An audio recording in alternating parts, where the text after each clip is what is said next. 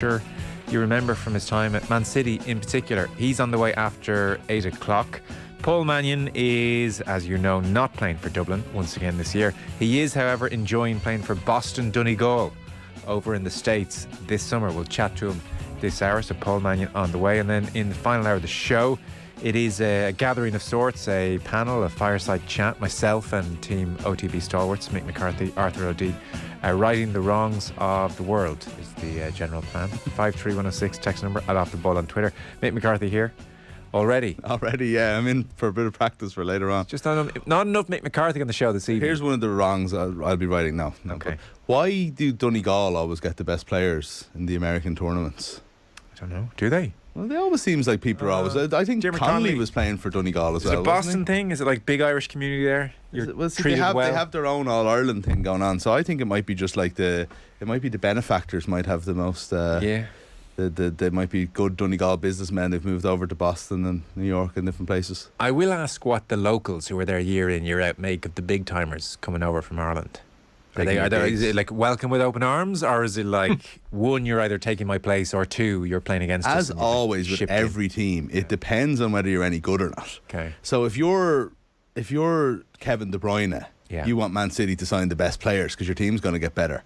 If you're the star centre forward, you're delighted to see Paul Mannion coming in. Sure. If you're hanging on to the corner forward position and kind of lucky to be there.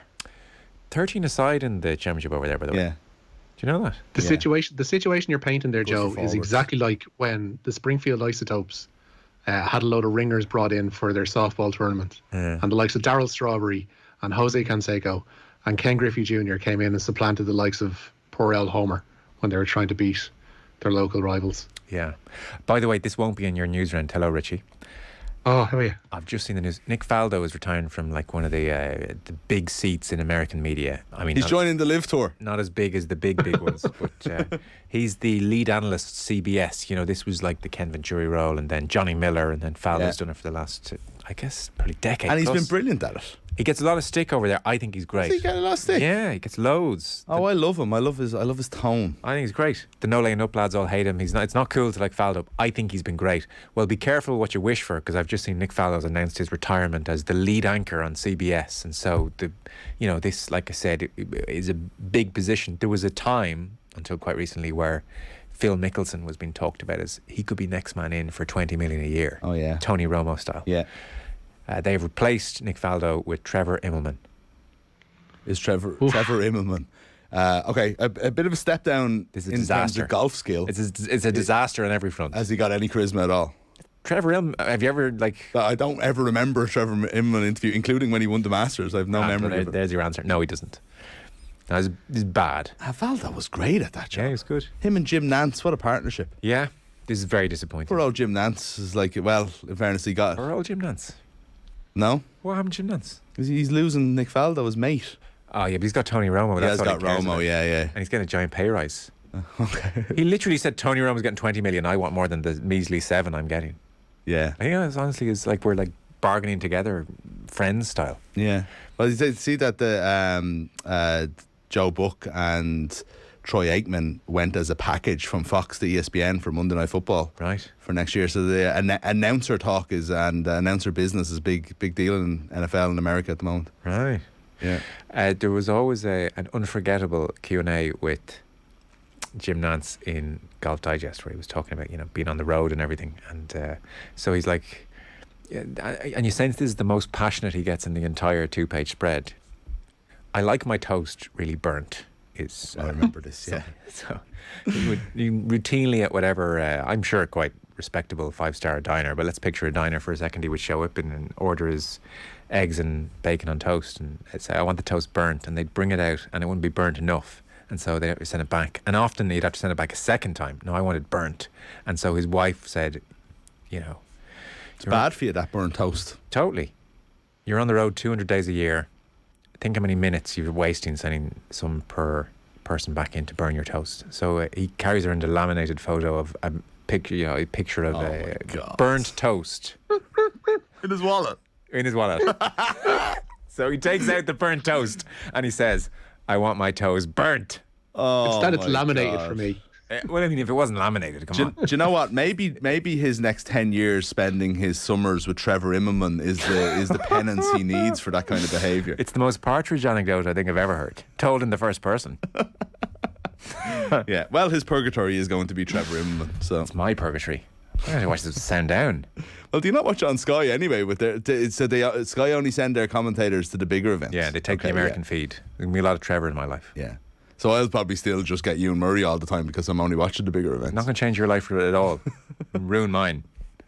Great shot there. That's not a very good South African accent. My God. Difficult accent. It wasn't. He pulled out of it as well. He didn't even fully commit. He just kind of half said it. Go on, try and do one there. A South African accent. Oh, fair play. That was okay. Yeah, I don't know. He's pulled that shot into the rough jack. That was good. I'll give you that. Is it the first cut? You can't ban me for the PGA Tour. I'm climbing diplomatic immunity. Stop it now. You've lost it. He's completely lost it there. You don't overdo it either. I mean, you got to be careful about these things.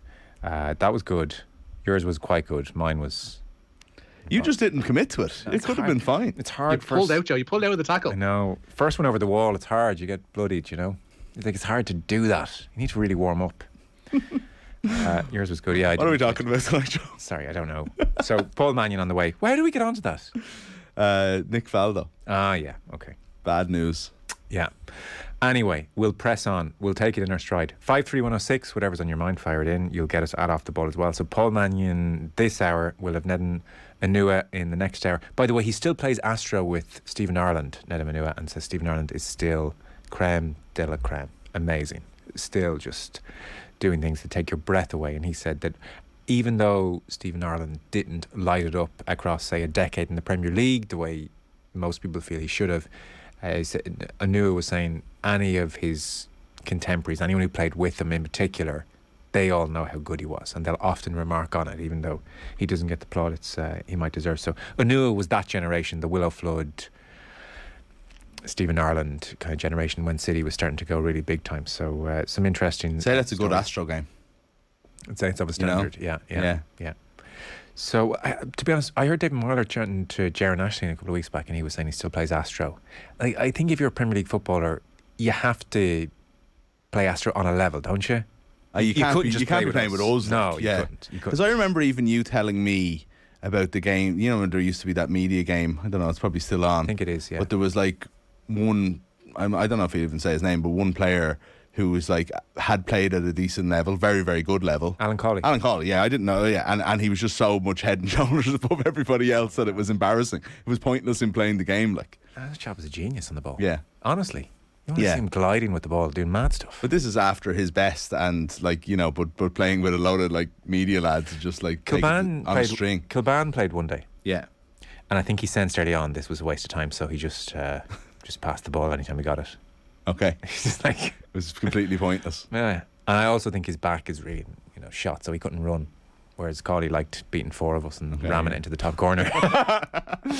So we should kick off. The Newsround is brought to you with Gillette Labs for an effortless finish to your day. Richie, you are starting with news of a massive game in Irish football. Yeah, the Republic of Ireland under-21s are going to play Israel for a place in next year's European Championships. Jim Crawford's side will play at home for the first leg. That's in September, and it follows today's draw in Neon. Israel finished above Poland and Hungary in their qualifying group, and they only lost by a single goal in both of their games with Germany. Is there an early sense, Richie? I'm just new to this news. Apologies, of who would be favourites to progress? Well, Jim Crawford had a quote today saying that the overriding sense from the others that were involved in the draw in Neon was that Ireland were actually the team that people wanted to get, and there were some tough potential draws in there. I'd say potentially tougher than the likes of Israel, but like, you can only go on their record. They beaten by the odd goal. I think it was a 1-0 and a 3-2 against Germany, so they can definitely hold their own. They had 5 players take the step up from the 21 squad into the senior ranks in the last year or so. So there's a decent standard there with Israel. Anybody who may have looked at this beforehand and think it's possibly the easier one that Ireland could have got might be a little misguided. You just hope that Ireland has everybody fit by September, that they can actually get this one over the line. Have you seen the crests put together when the draw was made? The exact same. Yeah. Israel crest is the same as the FAI crest. It's just in blue and white. It's the exact same. Right. It's the same ball and everything. Is this like where the designer, you buy a Umbro jersey if it's different colours? That's what I was thinking. It's just they didn't pay for an individual design. They just got a template. So that's where we are. But give us what is the Irish crest, the FAI one? It's right there beside you if you want to have a look over. We have a jersey on the wall. For radio listeners, it's just an artistic impression of a football. Yeah, with kind of shamrocky things. So I presume that's slightly different for Israel. But it's white, green, and orange.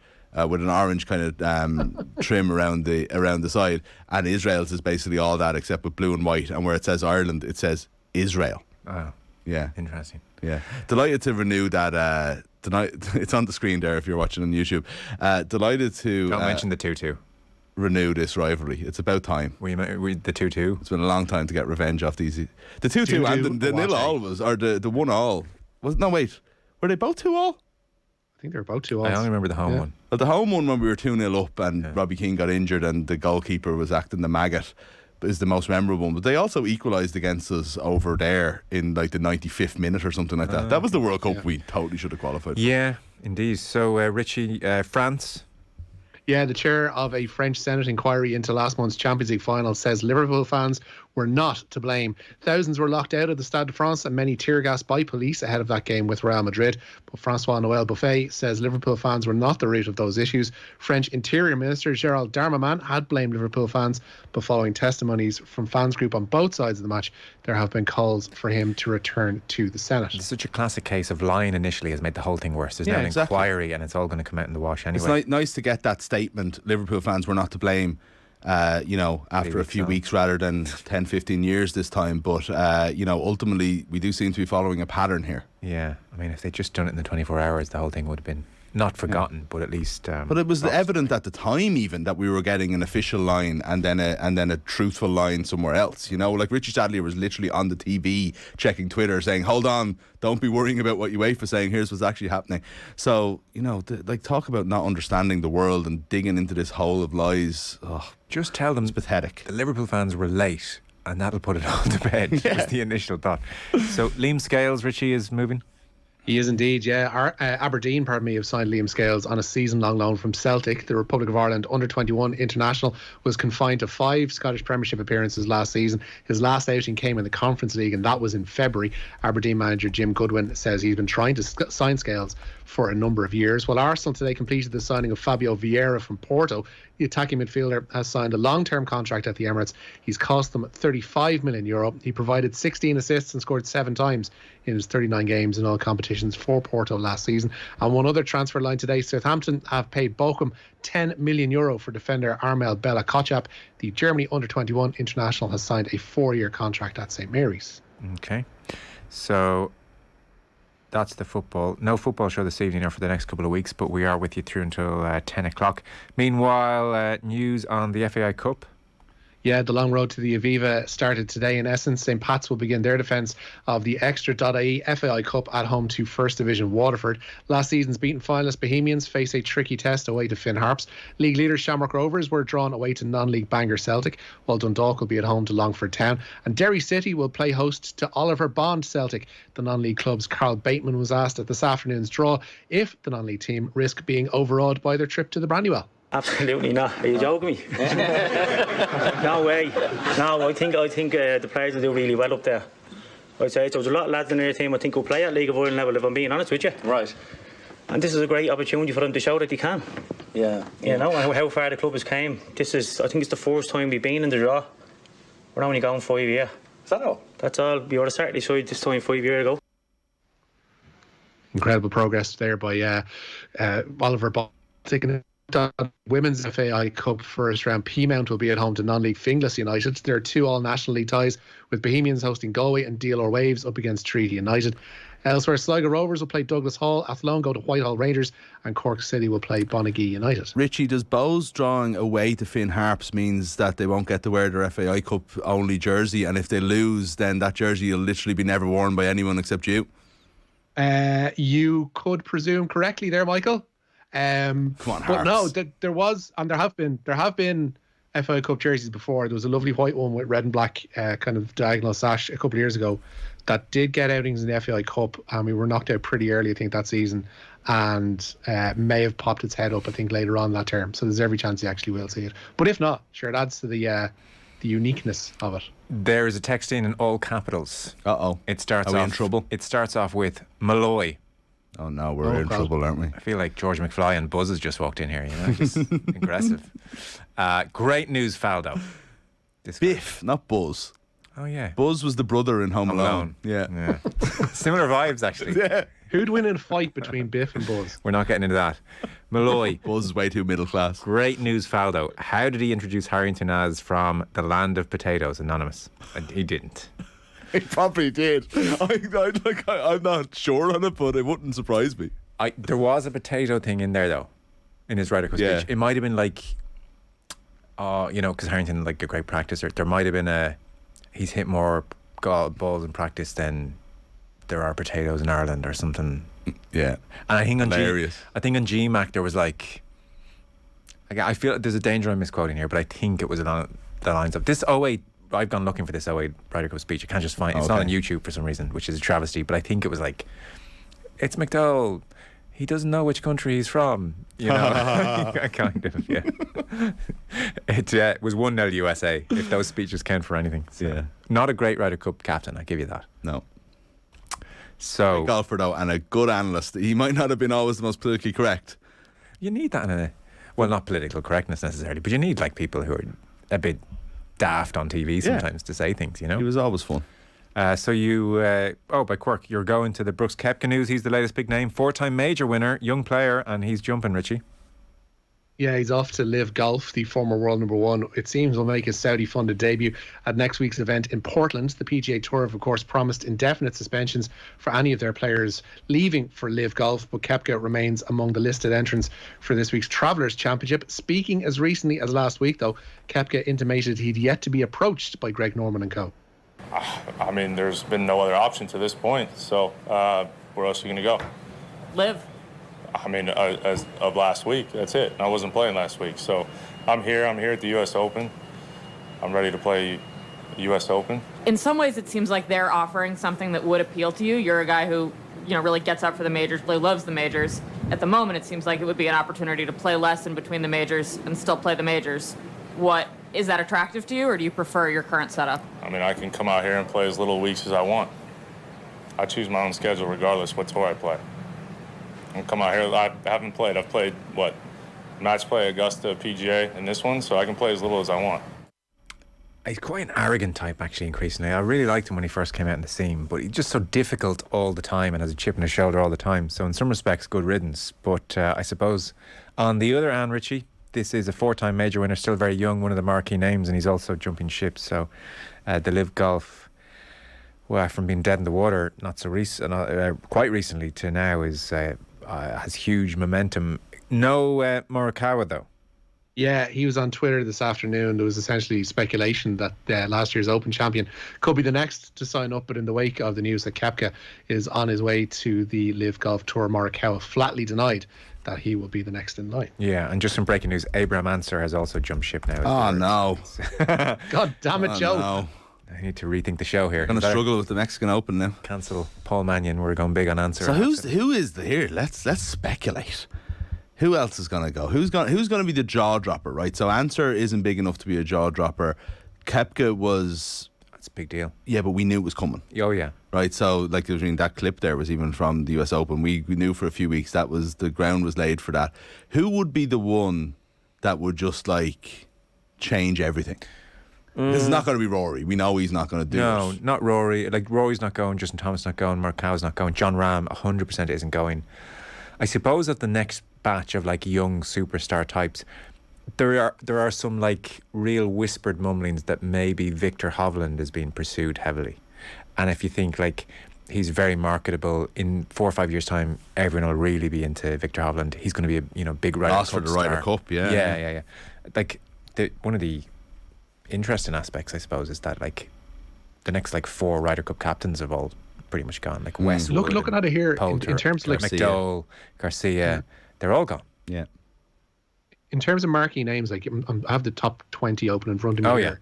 And it's a very, I'm sure none of these players will, and golf aficionados won't hate me for saying it. It's a very unsexy top 20. Very. Because like in the likes of the top 10, you've got people like Sam Burns, who I'm sure the wider public probably won't be that familiar with. Yeah. Zalatoris is breaking through. Billy Horschel is somebody who's like number 14 that, again, a lot of people probably wouldn't be overtly familiar with. Xander Schauffele, Joaquin Niemann is 18th.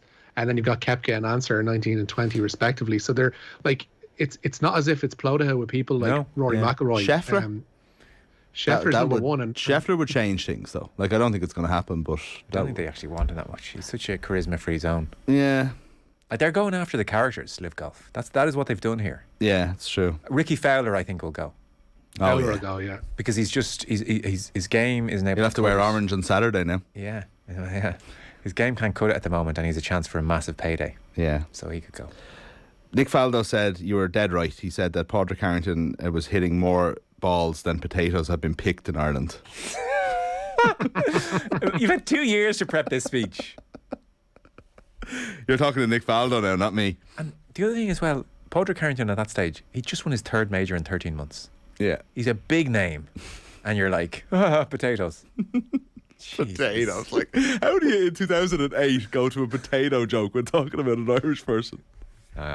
Marquee player in your team. Potato man. Where the hell have you been? Potato man. Harrington also told us on the Golf Weekly podcast, he was like, he partnered me and McDowell just because you were both from Ireland, but like we didn't even know each other.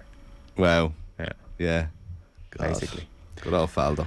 They lost anyway, that Ryder Cup Europe. They did. Richie, do you want to bring us one last story very quickly? What have I got for you? Daniel Whiffen finished 8th today in the final of the 800 metre freestyle at the World Swimming Championships. And Serena Williams is back playing competitive tennis at the moment.